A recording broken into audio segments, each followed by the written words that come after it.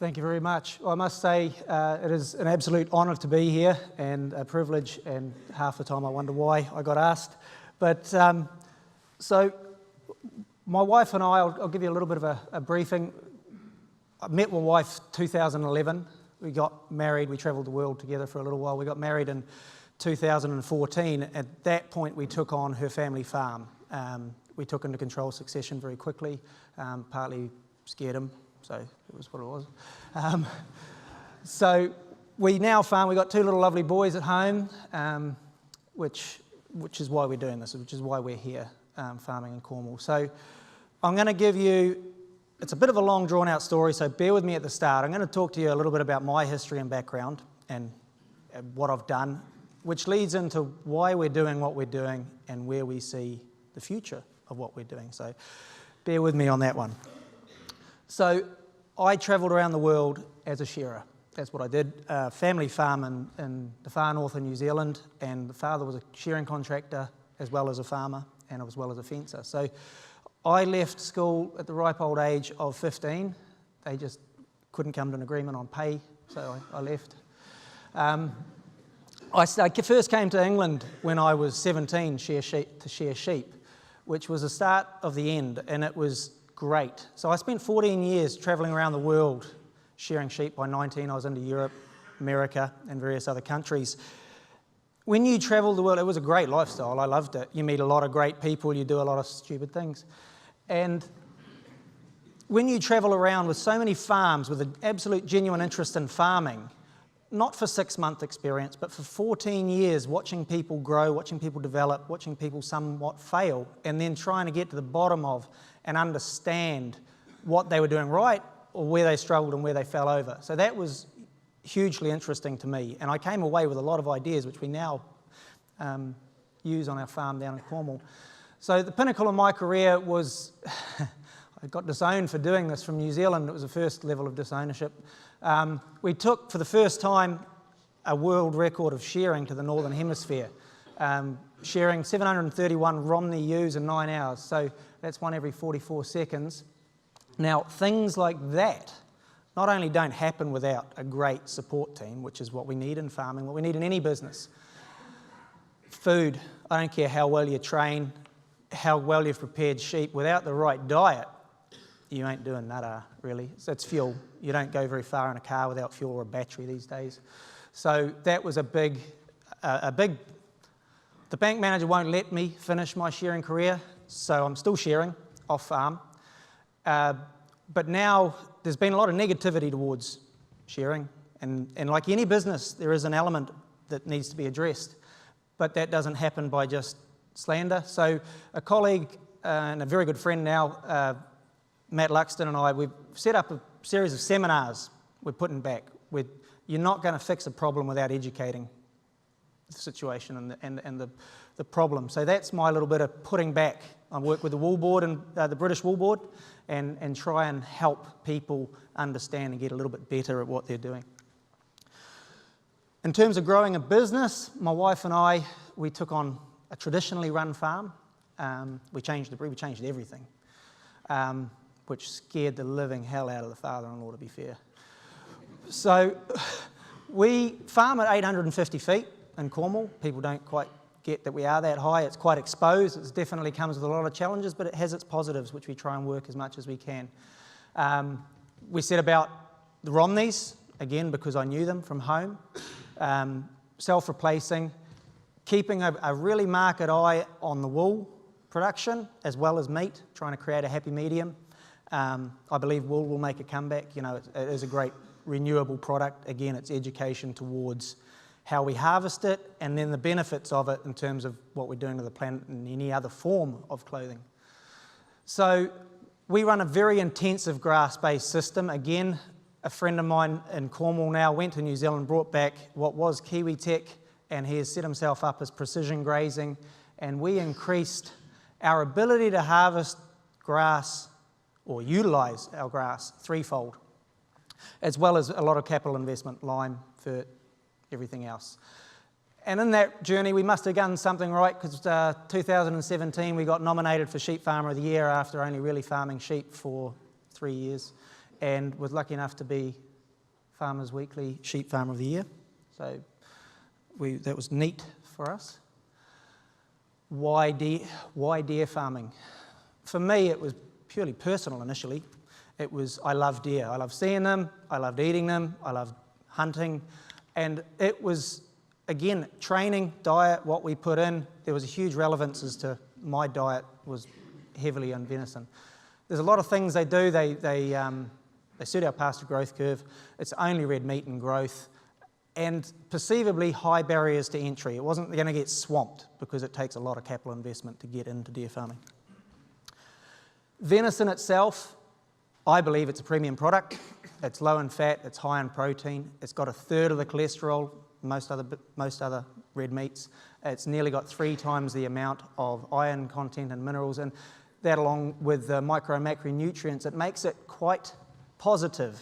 And in my travels around the world and the negativity towards the red meat sector, it's become very clear that I think any good health professional will tell you that it's not healthy not to eat red meat, but it's probably healthy not to eat as much red meat as we are. So it ticked a lot of those boxes for me growing and going forward. So again, traveling around the world, seeing people were looking for a better quality product, eating less of it. We sort of hedged our bets. At the moment, it's currently a £100 million UK market and currently growing at 10% each year, but I believe that will go. Couple of stats on the UK venison, where we stand at the moment. Not a lot of information there. We're 70% self-sufficient. The bulk of that comes from wild beer in Scotland or other parts of England. 25% is imported from good old New Zealand, and the rest of it's 5%, very, very small amount of us farming here on the ground. Scotland has a strategic plan. They're very, very forward and proactive in trying to get themselves established as a good area for farming deer, and I credit them for that.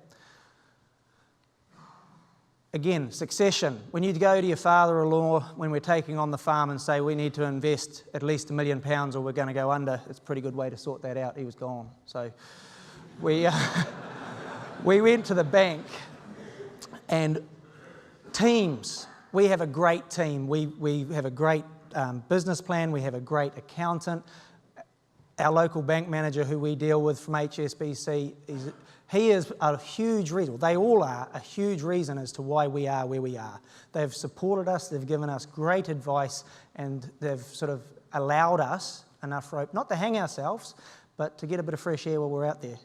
So with that, the bank loan, it gave us the ability to invest in fencing, stock, and really good handling facilities, which we believe is paramount, not only for our own health and safety, for the animals, that we can handle them in the utmost level of stockmanship, and we can do things as and when they need to be done. There is no procrastination towards, well, it's going to be a big job to do it, so we can get it done.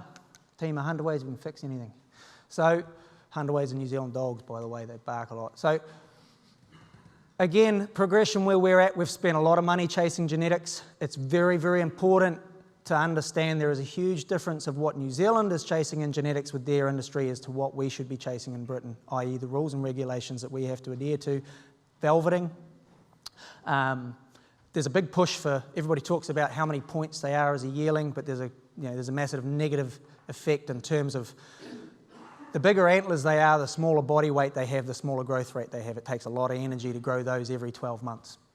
So we've worked heavily on temperament, fertility. We've invested heavily in an Eastern European genetic line. The stats here, 180 acres is what we've currently got farming. We're running 1.8 hinds to the acre, turning over about 110 kilos of meat per acre. I know we've just crossed over there. But that isn't a lot, in fairness. But what does bring it up is the value of that meat, so it makes it a little bit more worthwhile. And we are pushing the boat out with those figures, which leads me to, this is our timeline. I won't spend long on this. I kind of use it for myself because you guys do things the right way up here. I've been looking at things upside down for a huge part of my life. So this is what I went by when I started deer farming. The challenges in deer farming, and there are, like any industry, a lot of them. Good advice, bloody hard to find. there's a lot of people with an axe to grind in this industry. Again, talking about antlers, it's bloody irrelevant unless you want to go into farming trophies, which again is socially getting less and less acceptable to do. We are a business and we are farming meat per hectare as well as possible. So finding people that haven't got an axe to grind in terms of selling genetics towards antler growth is very, very difficult. Farms versus parks, the rules and regulations that go between the two. Some hide behind one, hide behind the other. We need to get a little bit more uniform there. Vets and meds, it's very new. It's very difficult to get. Everything we get is prescription by vets, off license. The bonus is we don't use a lot. I mean, you try catching one. You know, like we have issues with fluke, which we can address quite easily. Again, off license, sheep drench. And there is a couple of really, really good forward vets that we're working with. Processing facilities for a lot of people, if you're looking at going into deer, really look at that. The ones we have are great, but they're not that close to a lot of people. So for us, 8 hours, it's a really long way for that type of animal. So, you know, we're sort of looking at working forward. And again, the limited window for slaughter. We're a farm, we can legally slaughter 12 months of the year, and we come under the game window. That's daft. We've got a premium product that we should be able to put on everybody that chooses to shelf 12 months of the year, fresh and local. The biggest issue which we need to tackle, and I hope Gove will work with this one, is TB testing in deer, but an effective test. Everybody is pro TB testing, but we don't want to be culling animals that shouldn't be culled because we are using a terrible test. And we need to tackle it. There's no point in hiding behind it, saying, well, we haven't gone down with TB. If you're killing anything under 24 months, chances of it showing any signs of TB are nothing. People are saying, we don't have TB, how do you know? Unless you've actually taken a test, which isn't compulsory pre-movement, you don't know. I hope we don't have it, but I can't honestly here stand and tell you that we don't have it. We are going to actively, voluntarily test, purely because we want to reach a level of status with health that nobody else at the moment can guarantee. So the future, where I see it, consumer demand is looking positive. Red meat consumption, again, looking at what they're looking at eating. As farms, we can create a consistent product, which is hugely positive to all professional chefs, and it's been their gripe in the past that, again, game dealers have their place, but in terms of a chef buying that product week on, week out, they don't know if it's the same as a week before. As a farm, we can guarantee that, how we manage our animals. Again, people are looking to buy local, and for us, it's an ability to add value. So all of the things here come at a huge challenge to do well. TB testing, how do we get rid of those animals? Game dealers, we can't sell to them because it's illegal, we're a farm. So we can't sell a farm deer to a game dealer. How do we get rid of it if we TB test and we come down positive? We go back to the bank manager and we build an OnFarm Abattoir, which was pretty bold. Not sure if it was stupid yet, but we'll find out as we go.